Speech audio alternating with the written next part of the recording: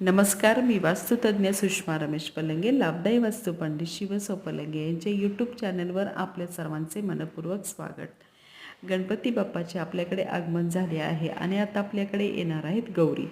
गौरी म्हणजेच महालक्ष्मी। महालक्ष्मी हे पार्वतीचं रूप आहे। 3 दिवसाची माहेरवाशीण म्हणून ती आपल्याकडे येत असते। तर या दिवशीचे आपल्याला मुहूर्त वेळा पाहिजे आहेत।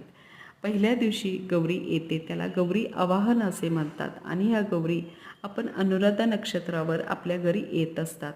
तर यावर्षी 10 सप्टेंबर वार मंगळवार 2024 रोजी गौरीचं आगमन आपल्याकडे होणार आहे। तर त्या दिवशीच आपल्याला मुहूर्त असणार आहे। सूर्योदयापासून संध्याकाळी 6:27 आहे। या काळात आपण गौरीचं आवाहन करायचं आहे। हे नक्षत्र रात्री 8:03 असणार आहे। त्यामुळे या वेळेत आपल्याला गौरीचं आवाहन करून तिचं स्वागत करायचं।